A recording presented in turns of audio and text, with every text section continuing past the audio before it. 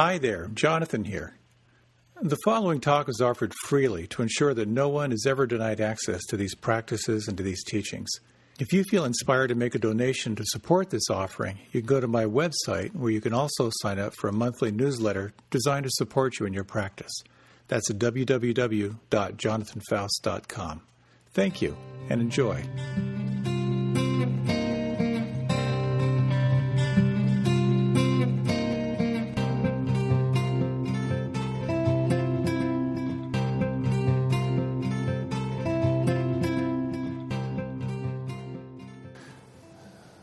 So the topic for this evening has somewhat of a holiday quality to it.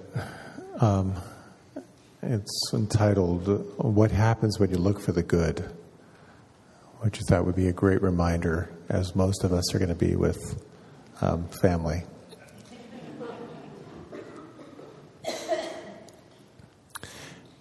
This morning, as I usually do, I was heading down to the river about a half hour before sunrise with the boat in the back of my Honda Element. And as I was heading down the long drive at Riverbend Park, a park employee saw me and started honking his horn and flashing his lights. It was still kind of pitch dark. So I stopped, and he was a new guy. And he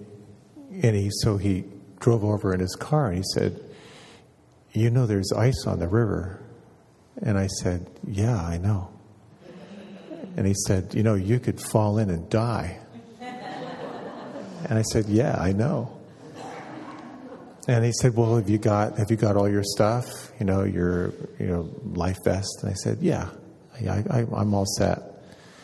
And then he said, "Well, it'd be a really good idea if you had something warm, like wrapped up in a waterproof bag, in case you fall in, and you can get hypothermia." And I said, "Thanks, good, I got it." And then, and there was a little bit of shock and annoyance on his face. But then I just said, "Hey, thank you for caring about my welfare." And suddenly he got this huge grin on his face, and he just completely softened. And it was, I'm so glad I had this topic to be able to really look for the good, that his intention really was really caring. So I'd like to read a story that illustrates this principle really well, I think. It's a rather long story. The story concerns a monastery that had fallen on hard times. Once a great order, as a result of waves of anti-monastic persecution in the 17th and 18th centuries and the rise of secularism in the 19th, all its branch houses were lost and had become decimated to the extent that there were only 5 monks left in a decaying mother house, the abbot and 4 others, all over 70 in age. Clearly, it was a dying order. In the deep woods surrounding the monastery, there was a little hut that a rabbi from a nearby town occasionally used for a hermitage. Through their many years of prayer and contemplation, the old monks had become a bit psychic, so they could always sense when the rabbi was in his hermitage. "The rabbi is in the woods. The rabbi is in the woods again," they would whisper to each other. As he agonized over the imminent death of his order, it occurred to the abbot at one such time to visit the hermitage and ask the rabbi if by some possible chance he could offer any advice that might save the monastery. The rabbi welcomed the abbot at his hut, but when the abbot explained the purpose of his visit, the rabbi could only commiserate with him. "I know how it is," he exclaimed. "The spirit has gone out of the people. It is the same in my town. Almost no one comes to the synagogue anymore." So the old abbot and the old rabbi wept together. Then they read parts of the Torah and quietly spoke of deep things. The time came when the abbot had to leave. They embraced each other. "It has been a wonderful thing that we should meet after all these years," the abbot said, "but I've still failed in my purpose for coming here. Is there nothing you can tell me? No piece of advice you can give me that would help me save my dying daughter? No, I'm sorry, the rabbi responded. I have no advice to give.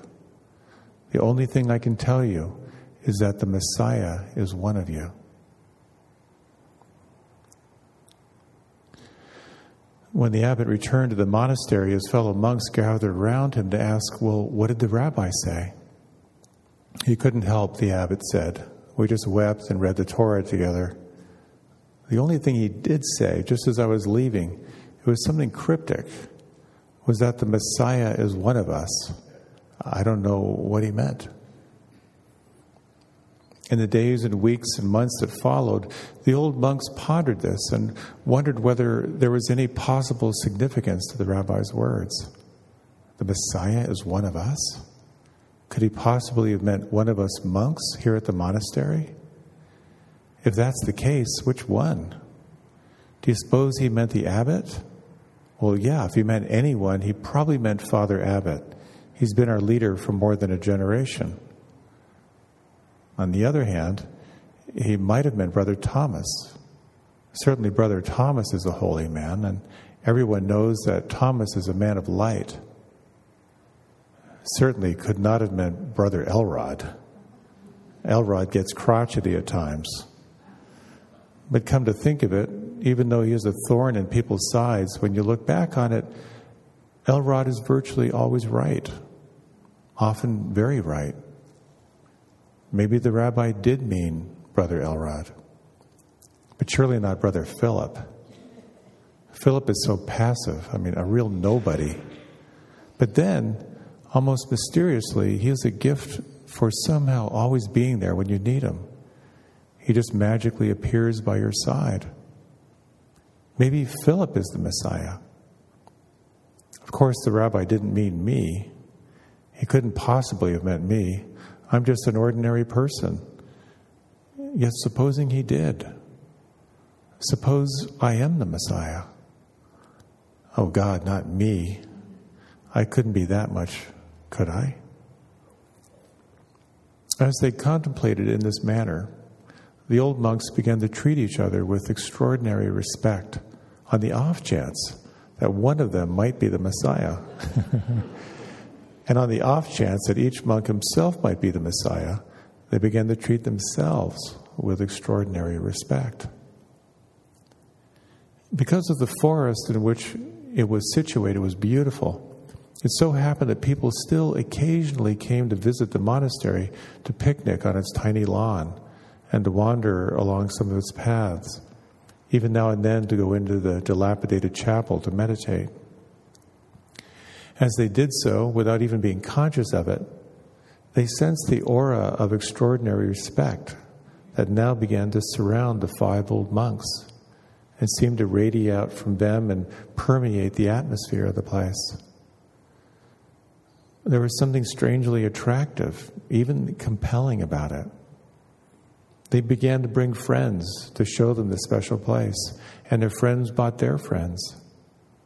Then it happened that some of the younger men who came to visit the monastery started to talk more and more with the old monks. After a while, one asked if he could join them. Then another, and another. So within a few years, the monastery had once again become a thriving order, and thanks to the rabbi's gift, a vibrant center of light and spirituality in the realm.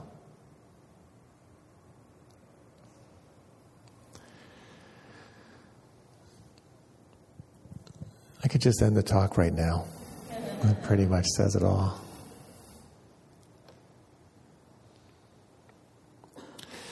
In Buddhist practice, there's a beautiful teaching of guarding against unwholesome states, living your life so that you can kind of avoid your mind going into unwholesome states. And then when you realize that the mind is kind of caught up in an unwholesome state, sort of the strategies of how to see it and investigate it and let it go.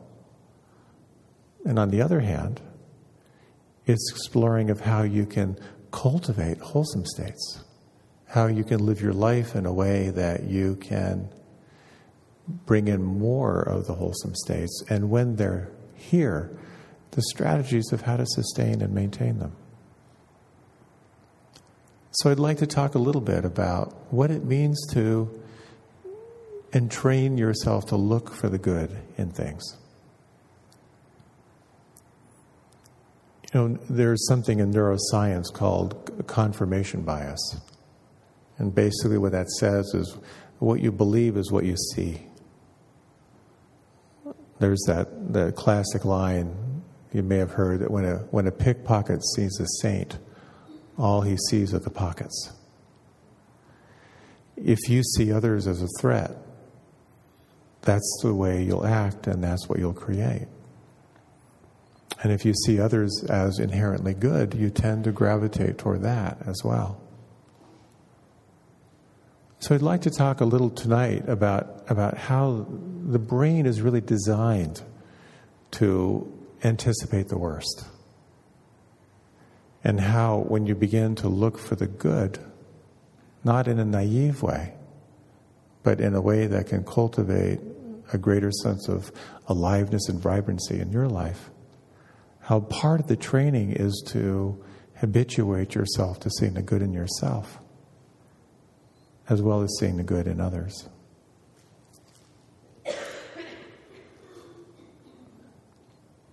You know, when you look at how the elections tend to work in this culture, one political party comes into power with kind of a rush of energy and enthusiasm, and they do what they think is important, creating howls on the other spectrum.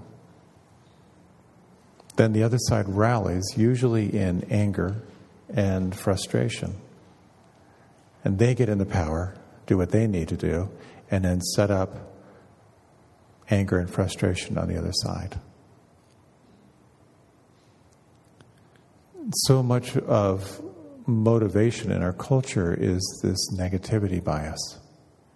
It is the bonding that we experience through a perceived threat. And of course, there are a lot of skillful people that are very, very good at motivating us around fear. If the other side gets in power, they're going to take this away from you. So we rally around negativity. It's no mistake that our culture always seems to have some popular enemy out there. Whether it be the Germans or the Japanese or the Russians or the Chinese or the Muslims or immigrants. Negativity bias is part of our nature.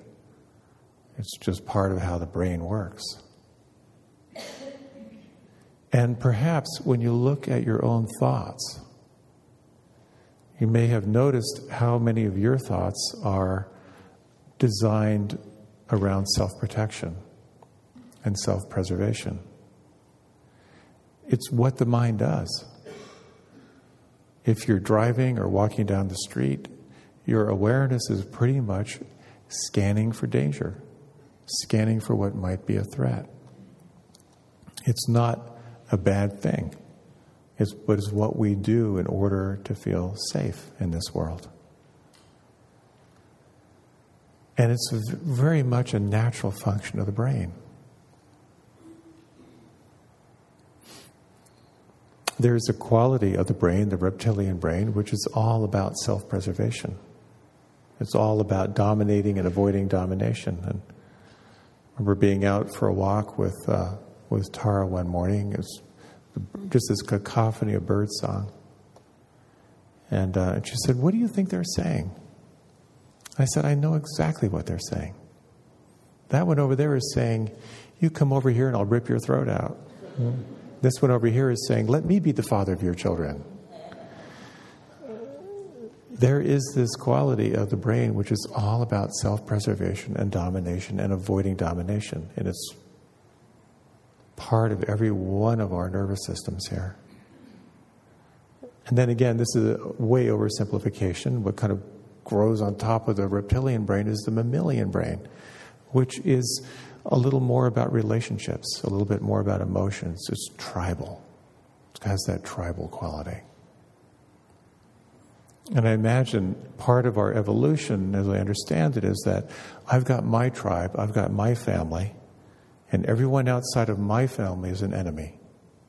But wait a minute, you just are fathering a child with my sister, so I guess that means because I recognize you, that my tribe has expanded to include you. So now we have this small tribe, but everyone else out there is the enemy. And so as the tribes grow, there's more and more of an interconnectedness, but always the perceived threat. Those people on the other edge of the woods, they're going to come and kill us unless we're really prepared. So we live so much out of this reptilian and the mammalian brain, living out of this tribal consciousness. And of course, again, fear stokes that. And then there's the prefrontal cortex, which seems to be this evolving part of the brain that has to do with self-regulation. It's that part of the brain that might think, well, wait a minute. Those people on the edge of the woods, aren't they just like us? They seem to have kids. They seem to get old and die. Maybe they don't speak the same language we do, or they have different customs, but isn't there something in common that we have here?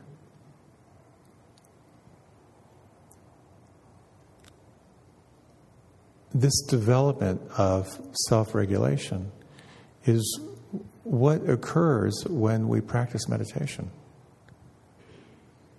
As Robert Thurman famously said, he said, meditation is an evolutionary sport. That the more you become self-aware, the more you become aware of other.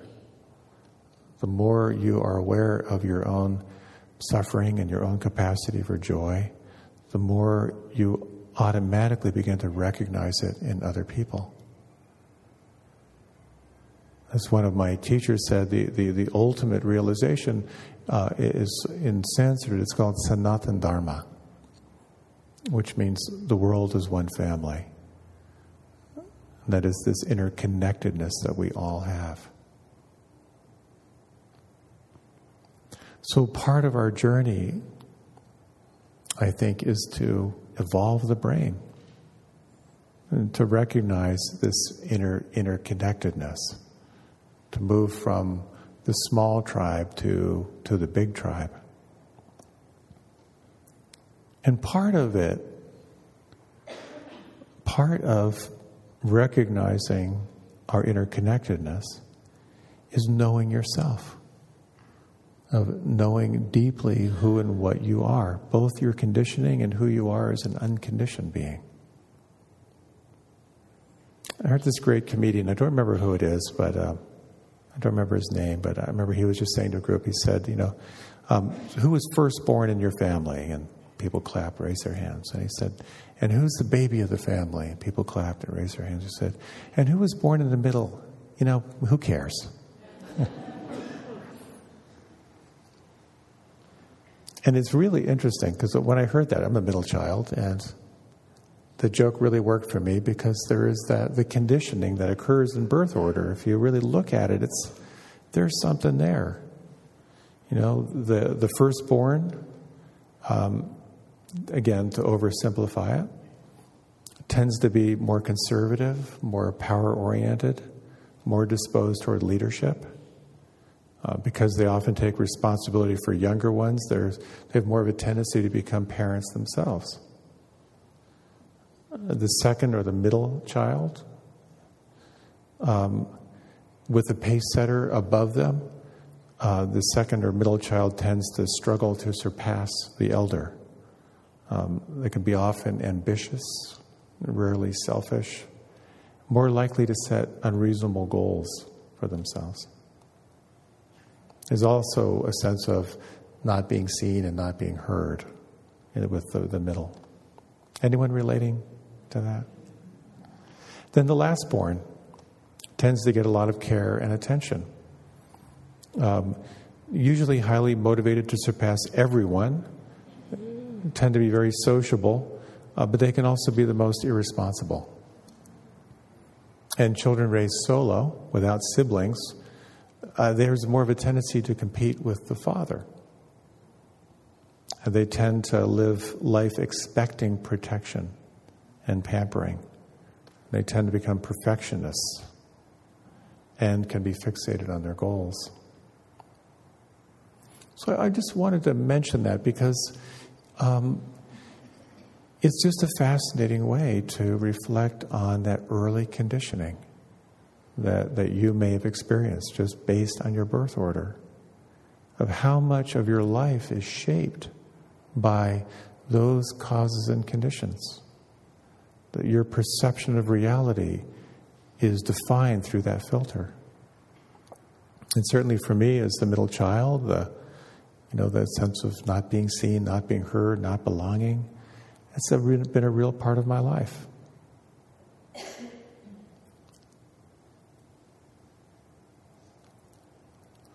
So understanding your conditioning can be very, very helpful. There can be really wonderful insights to see into the nature of your motivations, of what your strategy to be successful, your strategy to avoid being dominated by others. As the middle child, I kind of had this chronic sense of never really fitting in. I kind of slipped away, did my own thing from the family unit, and I still don't like being told what to do. I've always had an independent streak, even though I lived in a spiritual community for 24 years.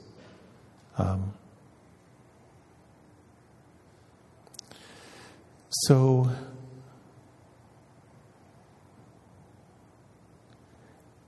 how do you work with your conditioning? Part of it is noticing what are the stress patterns that you have in your life. When things aren't going your way, chances are there are very predictable ways that you respond, which might be a quickness toward anger and aggression, or it might be a quick response to withdrawal and disassociate, or anxiety, or unplug, or be caught in doubt or fear, or whatever your strategy may be. It's all based on your conditioning. Seeing into the nature of that can be tremendously helpful. But it's also very, very helpful to see the good in yourself, to reflect on the goodness of your own heart.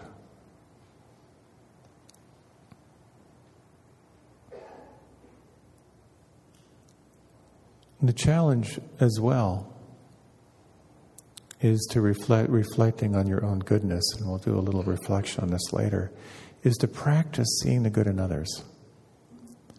And particularly with the holidays coming up. We probably all know that phrase from Ram Dass who said, when you think you're enlightened, go home for the holidays. There's a beautiful story I love about the practice of wishing others well. And it's a story that Sharon Salzberg tells, and she was leading a retreat on kindness, on metta, loving kindness in New York City. And in the practice of loving kindness and the practice of metta, first you begin by wishing yourself well. Wishing yourself ease and health, wishing yourself safety. There's something really profound about being a well-wisher toward yourself. Knowing that when you feel safe, when you feel at peace, when you feel free, that's when the best of you shows up. And increasing your capacity to live from that space is something, when you pay attention to it, you can cultivate that. But consciously doing it for others can be quite powerful. So as the story goes, they were sort of taught the technique. Basically you just select someone and there are different phrases, may you be well, may you be free, may you be safe from inner and outer harm. You're really reflecting on the goodness. And so They were doing this while doing walking meditation outside in New York City. So she was on a subway platform, just doing walking meditation and wishing people well. There was one kind of middle-aged man, wearing a business suit, who was kind of on the subway platform, and for some reason, he just sort of stood out. And so she just thought, this is the guy.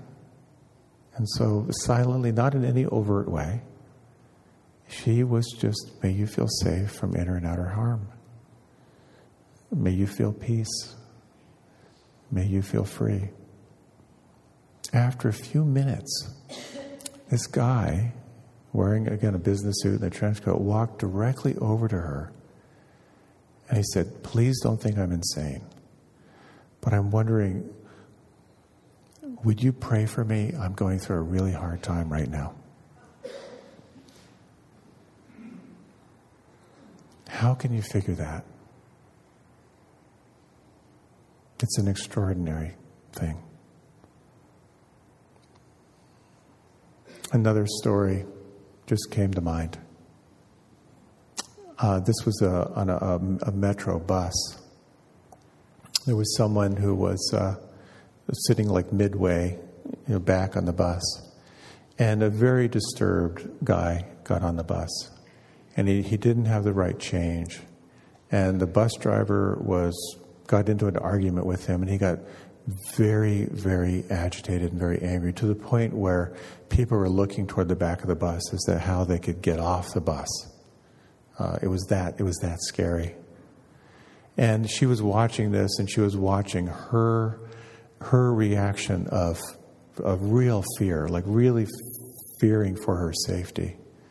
And then something inside just thought, no one's praying for this man.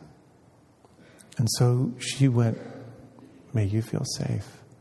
May you feel free. And was just offering these phrases of well-wishing, the phrases of metta. The man calmed down. And as he was walking to the back of the bus, as he went past her, he stopped and he said, thank you, I feel much better now.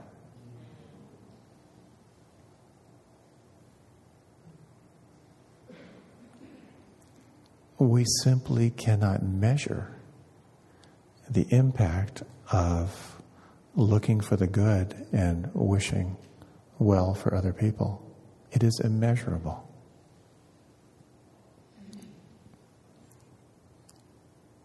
Over the years, I have had the occasion to be in conversation with people who are in real serious conflict with other family members. And one of the best strategies I know of is to take some time every day to wish that person well,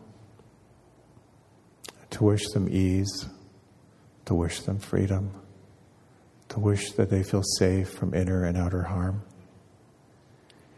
If nothing else, it's a softening on the inside. But in quite a few, maybe not all occasions, but in quite a few occasions, people have reported how something shifted. Something shifted in the harshness of that relationship. If nothing else, it's a great insurance policy. So let's just take a few minutes. We'll just do a little reflection on wishing well. And you might just take a moment to deepen your breath.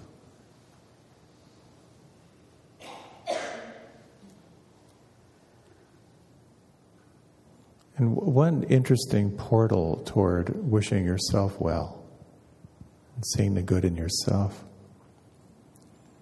is to think of a few people, and particularly if you have a pet, to bring in your pet, and to think of those people who are on your team, those who really love you and those who like you.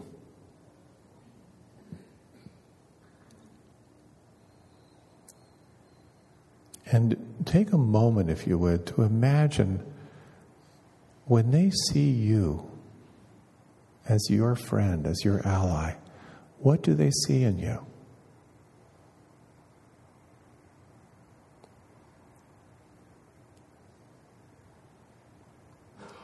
Can you sense on some level something in you that is innately good? Some quality that they value?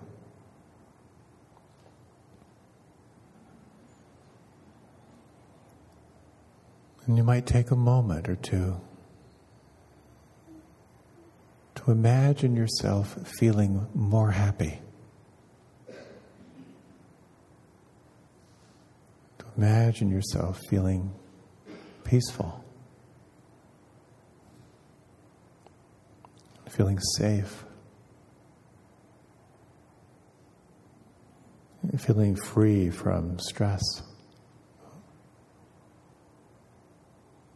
Who are you when you feel happy and at peace and free? And as you feel the breath, can you imagine increasing your capacity to feel this?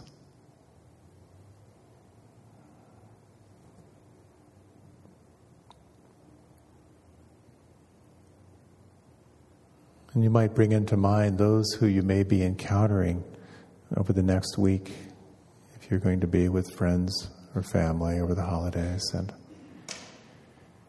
And in your own way, we'll just take the next minute or two to wish these beings well.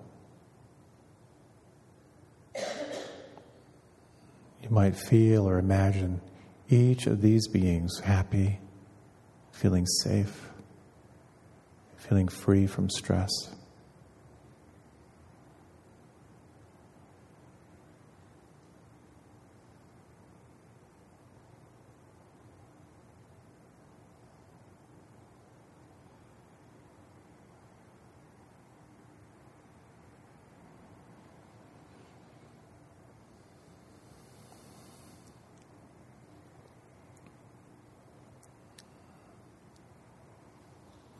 And you might deepen the breath. And if you like, you can let your eyes open, or you can remain with them closed. When you look to cultivating the good and looking for the good, the old cliche, when you get on a plane, they tell you to put the oxygen mask on yourself before putting it on your child. That makes all the sense in the world. But in order to look for the good and do good in the world, you have to be in the right space. You have to cultivate that quality of well-being within yourself first. There's no better mirror for me than driving here in the DC metro area. It's so easy for driving to become a combat sport and to see everyone else as the enemy. I've really worked on making driving a spiritual practice because it's been such a challenge for me these years. But I'm really aware that, and now that I'm in the DC area, I have the 20-minute rule. Wherever I'm supposed to be, I try to be there 20 minutes early, which makes a huge difference. But in those moments when I'm in traffic and I have time, it's not that big a deal. I even have these mystical moments of, all these little red taillights are like little red blood corpuscles. We're all on our way in flow somewhere. But when I'm late, I'm surrounded by morons and idiots. So we have to really look at cultivating the most optimal states we can to be in that space where we can genuinely wish others well. I have really enjoyed exploring nonviolent communication. For me, it is one of the most direct and powerful means of communicating with wisdom and compassion. They're really 4 questions that are deceivingly simple when you're in conflict with another. The first question is, what do we both agree we're discussing? Wars start because that isn't clear. And then to ask yourself, well, what do I feel in this situation? It's never more than one feeling. To honestly, deeply do that assessment, to take 100% responsibility for what you feel. And then to ask yourself, what was I hoping for? What was I wanting that didn't happen? If you can identify the unmet need, you have just eliminated blame, which can allow the other person to hear you. And then, what is a life-affirming request? What is a request I could make that is going to further this conversation in a wholesome way? Those 4 questions, they take you really deep, and they can reveal a lot. But that's just part of it. The other side has to do with cultivating empathy. Can you imagine how the other person would describe the situation? It may be very different than yours. But if you can role reverse and really understand what they're saying, what their perspective is, sometimes that's 3/4 of the battle right there. What do you imagine the other person is feeling? What do you imagine the other person's unmet need is? That can be such a powerful doorway from moving through conflict to beginning to sense the other person's inherent goodness, to really sense what the other person is needing or wanting.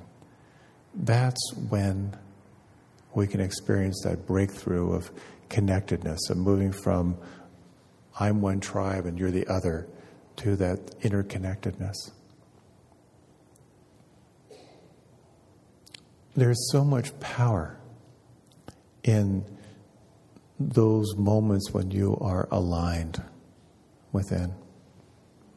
There's a story that I've heard. I couldn't corroborate it, but I've heard it a couple different places. And so allegedly, there was an order from the British High Command that no military officers were to look Mahatma Gandhi in the eye or have tea with him. The problem they were having was that when people representing Great Britain and the military would sit down with Gandhi for tea, he would be so charming, and they would feel so seen and heard and connected by him that they just fell in love with him. And it became very, very hard for the military to keep their stance. And it really brings up a very powerful question.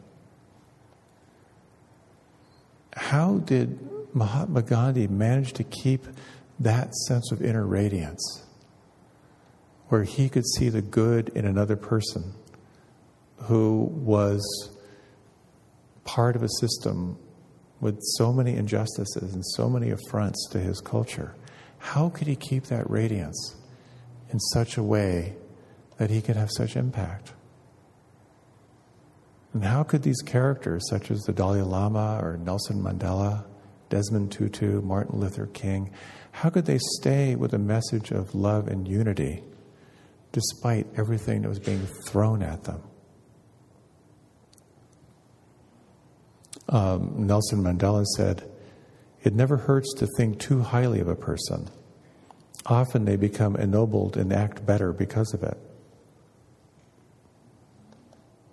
And as I was thinking this, I remembered something one of my mother's friends said. She was she had a Cub Scout den. She was like a leader for Cub Scouts. And she always had their meetings in her living room. And my mother said, "In the living room, why don't you have them meet in the garage or in the basement?" And she said, "Because if we meet in the garage, they'll act like they're in a garage." So there's something here about taking the stance of being a well-wisher of all, beginning with yourself and consciously looking for the inherent goodness in everyone. It can be a tremendously transformative practice.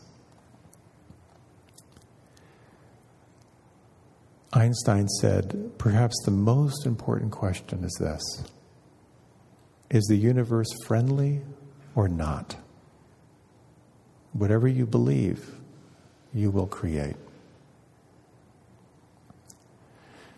So, a short yet brief meditation with a little reading.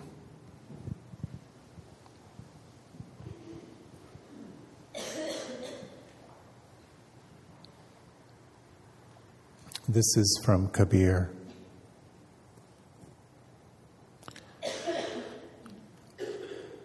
Where do you find the divine? Are you looking at me? I am in the next seat. My shoulder is against yours.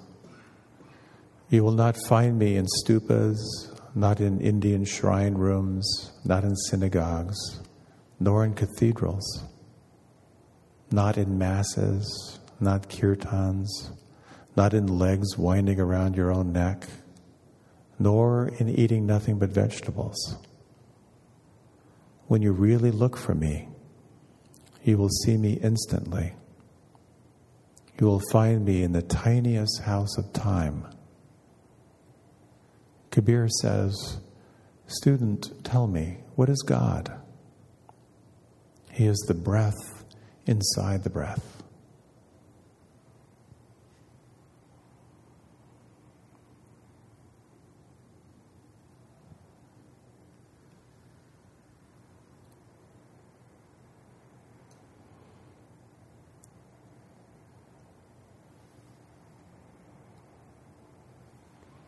So in these final moments, you might reflect back on the earliest reading that the Messiah is one of you. If you were to bring this into your relationships, what would that be like? What would that feel like?